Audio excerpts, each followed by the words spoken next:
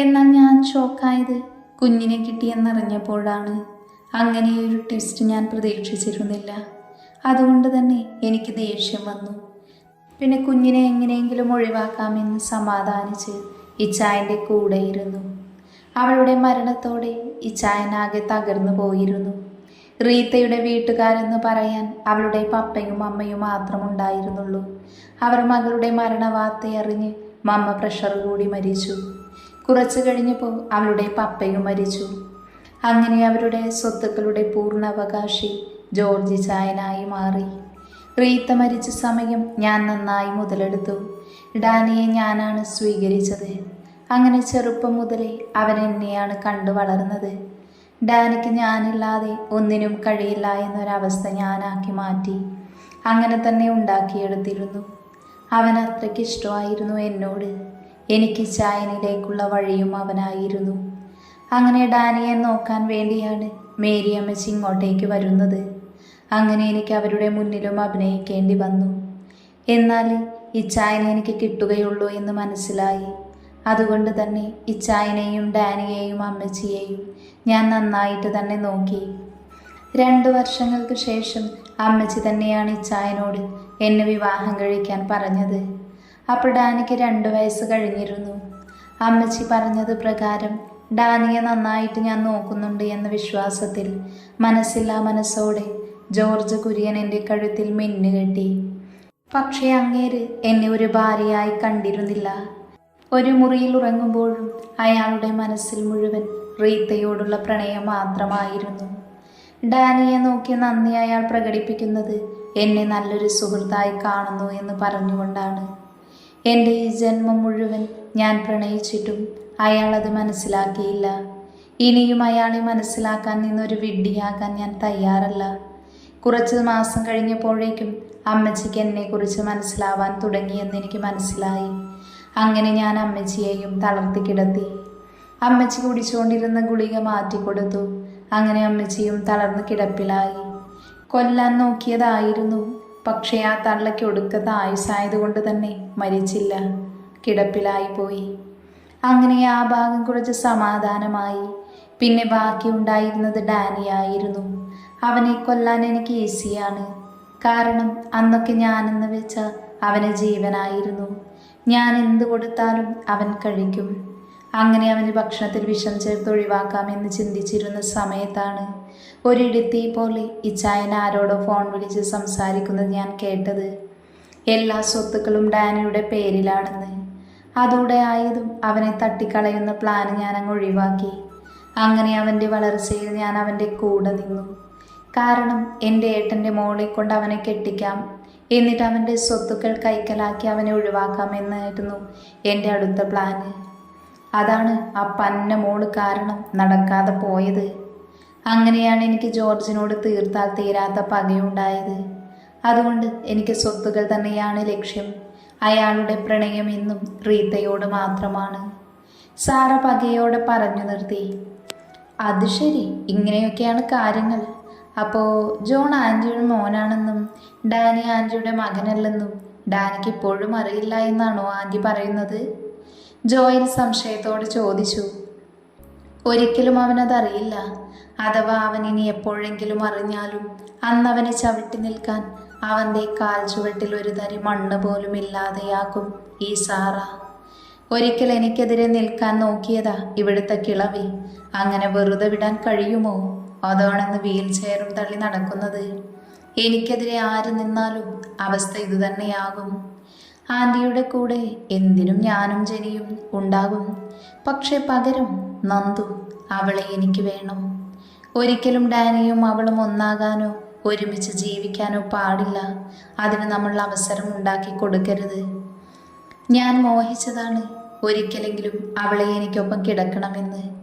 നീ ധൈര്യമായിട്ടിരിക്കെ, അവൾ ഈ വീട്ടിലല്ലേ ഉള്ളത്. അവളെ നിന്റെ അടുത്തേക്ക് എത്തിക്കാൻ വലിയ ബുദ്ധിമുട്ടൊന്നും ഉണ്ടാവില്ല, സാറ കുടിലതയോടെ പറഞ്ഞു. എന്നാൽ ഇതെല്ലാം കേട്ട് ജോണിൻ്റെ ഉള്ളിൽ നന്ദുവിനെ അവനും വേണമെന്നായിരുന്നു. അവളെ ഞാൻ എങ്ങനെയെങ്കിലും എൻ്റെ റൂമിലേക്ക് എത്തിക്കും. പിന്നെ എല്ലാം സിമ്പിളല്ലേ. അവൾ പേടിച്ചുകൊണ്ട് തന്നെ എൻ്റെ അടുത്തേക്ക് സ്വയം വരും. ആൻറ്റി ഇന്നലെ ഡാനിക്ക് കൊടുത്തതുപോലെ ഇന്നും ഒരെണ്ണം കലക്കി കൊടുത്തേക്ക്. എനിക്ക് അവളെ ഇന്ന് രാത്രി ഒറ്റയ്ക്ക് കിട്ടണം. ജോയൽ വശ്യമായ ചിരിയോടെ ചുണ്ട് കടിച്ചു പറഞ്ഞു. ആ ചിരി അപ്പോൾ ജോണിൻ്റെ ചുണ്ടിലും ഉണ്ടായിരുന്നു. അത് കൃത്യമായി ജോയൽ കാണുകയും ചെയ്തു. അതിനു മറുപടിയായി അവൻ കണ്ണടച്ച് കാണിച്ചു. എന്നാൽ ഇവരുടെ സംസാരമെല്ലാം കേട്ട് അവിടെ നിന്നിരുന്ന ഒരു ജോഡി കണ്ണുകൾ നിറഞ്ഞൊഴുകിക്കൊണ്ടിരുന്നു. ഒരിക്കലും സാറയെ അങ്ങനെ കണ്ടിരുന്നില്ല. അവർ ഇത്രയ്ക്ക് ക്രൂരതകൾ ചെയ്തു കൂട്ടുന്ന ഒരുവളാണെന്ന് സ്വപ്നത്തിൽ പോലും ചിന്തിക്കാൻ കഴിയില്ലായിരുന്നു. കണ്ണുകൾ അമർത്തി തുടച്ച ആ വ്യക്തി അകത്തേക്ക് കയറിപ്പോയി. എന്നിട്ട് തൻ്റെ ഫോണിൽ റെക്കോർഡ് ചെയ്ത അവരുടെ സംഭാഷണങ്ങൾ വീണ്ടും ഒന്നുകൂടെ കേട്ടു നോക്കി. ഓരോന്നോർക്കും തോറും അവരുടെ കണ്ണുകൾ നിറഞ്ഞൊഴുകിക്കൊണ്ടിരുന്നു. ഇതേ സമയം ഓഫീസിലെത്തിയിട്ടും ഡാനി നന്ദുവിനോട് മിണ്ടിയിരുന്നില്ല. രാവിലെ മുതൽ ഡാനി അവൾക്ക് മുഖം കൊടുക്കാതെ നടക്കുകയായിരുന്നു. താൻ രാവിലെ അവനെ ശ്രദ്ധിക്കാതെ ഭക്ഷണം കഴിച്ചതിനുള്ള പരിഭവമാണെന്ന് നന്ദുവിന് മനസ്സിലായിരുന്നു. സാധാരണ ആരെങ്കിലും എന്നെ മോശമായ രീതിയിൽ നോക്കിയാൽ എനിക്ക് പിന്നെ വല്ലാത്തൊരു പേടിയാണ്. എന്നാൽ ഇന്ന് അങ്ങനെ ഒരു ഭയം തൻ്റെ ഉള്ളിലില്ല. അതിന് കാരണം ഡാനിയാണെന്ന് ഓർക്കെ നന്ദുവിൻ്റെ ചുണ്ടിൽ മനോഹരമായൊരു പുഞ്ചിരി വിരിഞ്ഞു. ക്യാബിനിലേക്ക് കയറിയ ഡാനി കാണുന്നത് എന്തോ ആലോചിച്ച് ചിരിക്കുന്ന നന്ദുവിനെയാണ്. അവളോടുള്ള ചെറിയ പിണക്കവും പരിഭവവും അവൻ ആ നിമിഷം മറന്നുപോയിരുന്നു.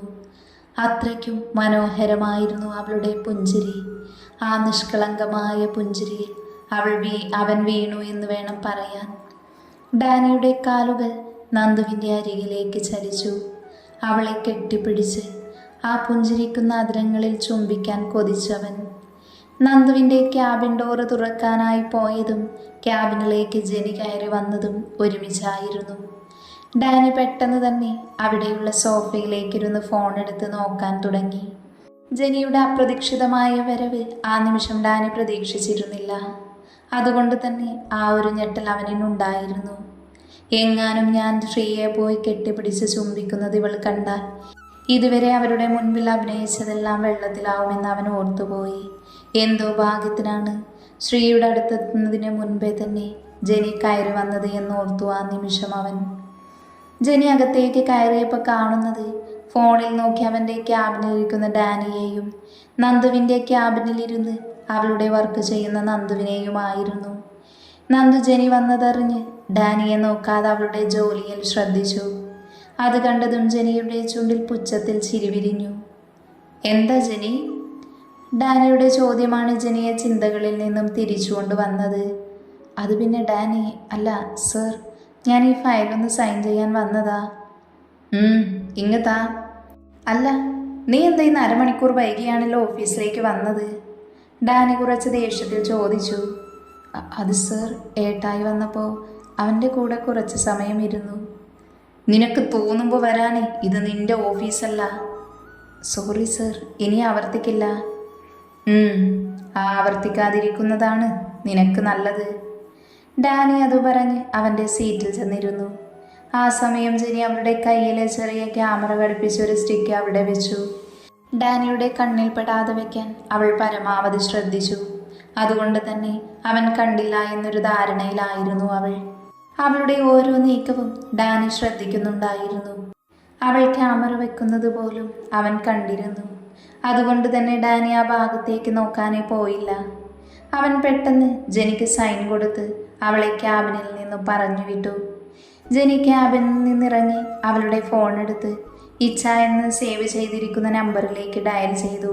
അപ്പോഴേക്കും അവൾ അവളുടെ ക്യാബിനിലെത്തിയിരുന്നു. മറുവശം കോൾ അറ്റൻഡ് ആയതും അവൾ സംസാരിച്ചു തുടങ്ങി. ജോണിച്ച, തന്ന ക്യാമറ ഞാൻ ഡാനിയുടെ ക്യാബിനിൽ തന്നെ വെച്ചിട്ടുണ്ട്. ഇനി അവരുടെ ഓരോ അനക്കവും നമുക്കറിയാൻ കഴിയും. അവർ നമുക്ക് മുന്നിൽ അഭിനയിക്കുന്നതാണോ അല്ലയോ എന്ന് ഇനി കണ്ടുപിടിക്കാൻ എളുപ്പമായിരിക്കും. ഇനി നിങ്ങൾ രണ്ടുപേരും അത് വാച്ച് ചെയ്ത് നോക്കണം. ഞാനിവിടെ ഇരുന്ന് നോക്കാം. പിന്നെ എനിക്ക് കുറച്ച് വർക്ക് തന്നിട്ടുണ്ട്, അത് കംപ്ലീറ്റ് ചെയ്യട്ടെ. Good baby. എന്തായാലും ഞാൻ എൻ്റെ ലാപ്പിലൊന്ന് കണക്ട് ചെയ്യട്ടെ, കാണാമല്ലോ അവിടെ എന്താ നടക്കുന്നതെന്ന്. ജോൺ അത് പറഞ്ഞ് ഫോൺ വെച്ചു. എന്നാൽ ഇതെല്ലാം ഹിഡൻ ക്യാമറ വഴി തൻ്റെ ലാപ്പിൽ കാണുകയായിരുന്ന ഡാനിയുടെ മുഖം ദേഷ്യത്താൽ വലിഞ്ഞു മുറുകി. ജെനിയുടെ കള്ളത്തരങ്ങൾ പിടിക്കാൻ വേണ്ടി വെച്ചതാണ് ഡാനി ആ ഹിഡൻ ക്യാമറ. അവളുടെ സംഭാഷണങ്ങളെല്ലാം ഡാനി വ്യക്തമായി തന്നെ കേട്ടിരുന്നു.